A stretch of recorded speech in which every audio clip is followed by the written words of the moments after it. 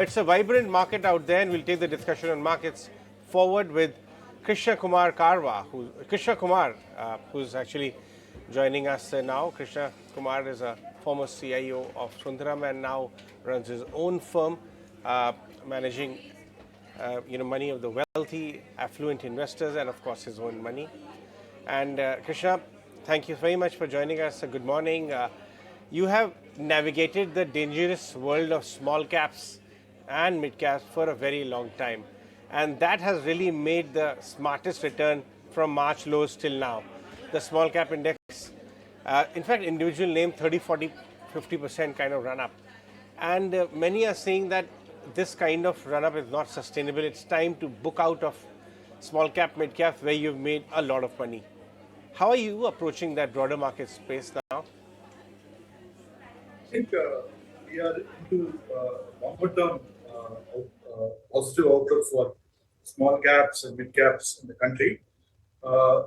Given a short burst of valleys, like in the past, you will see amount of consolidation that happens time and again.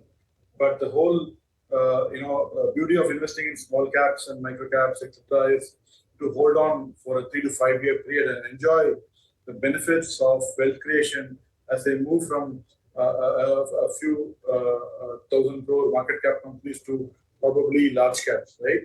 So I think given the kind of impetus the government has given for growth in the country, the kind of global outlook towards India that's been improving, and with so much of investments coming to the country and more expected in the next decade, I think we are in for a sweet spot in terms of manufacturing. When I talk about manufacturing into auto comms, engineering, industrial, consumer companies, I think that's the space for micro caps and small caps, right? So you will find that there is dozens of companies in each of these main sectors we talked about, which are kind of in an expansion mode, in a growth mode, driven by a lot more outsourcing that's happening because people move away from China or from other countries. In addition to the fact that there's a domestic demand which is kicking in, and there is a lot of MNCs who want to come to the country to invest more here. So every crore of investment on the ground translates into heavy demand for power equipment, for industrials, for gears, motors, engines, standby power, etc. So there's a whole lot of positivity that's happening in the mid cap, small cap space. Krishna, I want to understand from you, this is a very cyclical space, right? Even if you look at the last 2 years, there was very brutal damage in this space because valuations have become frothy and the ownership got decimated. Now you think the cycle is kind of favoring the small cap, mid cap if one were to take a view beyond 6 months, say 2 to 3 year view. Do you think this cycle will favor small cap, mid caps because froth is out, earnings have rebound, ownership is still low? See, I think one of the biggest bets that we are placing on is on the fact that energy costs, commodities, industrial metals, etc., the prices of these are coming down. So the cycle for commodities is kind of peaked out and is on the way down. So with that as a big lever for better profitability, I think that's one big positive. The other positive is that we are probably topish on the interest rate cycle. There is enough liquidity in the system. Banks are flush with money. So from an expansion perspective, these companies will be able to borrow at reasonably good rates from a long-term perspective, and will be able to kind of also use equity to expand. The balance sheets are quite unlevered at this point in time. So combination of better profitability, lower leverage, etc., in addition to the demand outlook, is going to give them a good free run of the next 3 to 5 years.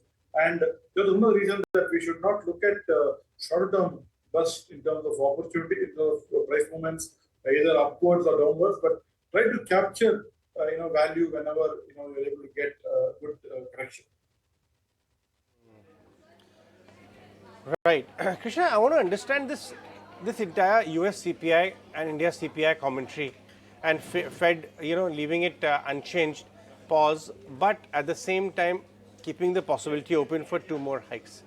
I want to understand what kind of discounting will market actually start doing when the first rate cut actually happens in the US and then followed by it in India, even if it is 6 to 8 months far out, will markets be higher from current levels in your view in the next 6 to 8 months whenever the first rate cut happens? I think the Fed or the RBI have a position to take in terms of the based on the data that is in front of them.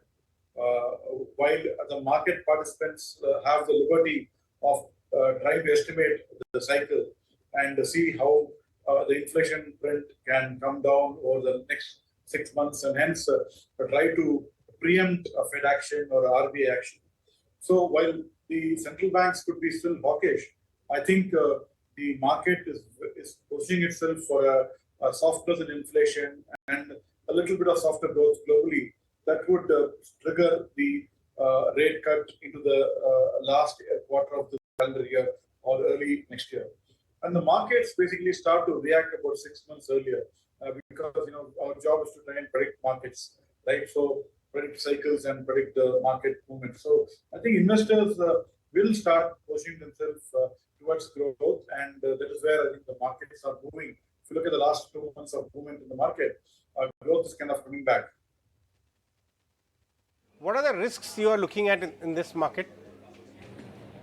I think escalation of any geopolitical tension, which again changes the direction of the commodity cycle, is something that we should be kind of worried about.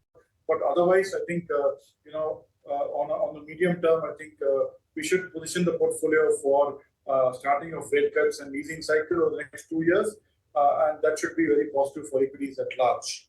So I think the risks are very minimal, I would say, at this point in time. We have gone through a lot of pain over the last 1 to 2 years, and definitely I think we are in a better position as we speak. Valuations are very comfortable. For the last 2 years, we have not gone anywhere from a Nifty headline perspective, and earnings have moved more than 30%. So valuations are comfortable, probably rightly priced at about 17.5 times on FY25, and probably will start to reflect the growth that the earnings go up in the next couple of years. So market should be well positioned for a 12 to 15% kind of broad returns.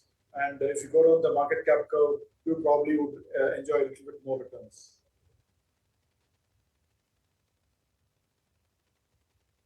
Right, Krishnakumar, we'll let you go on that one. Thanks so much for joining us on the show. That was a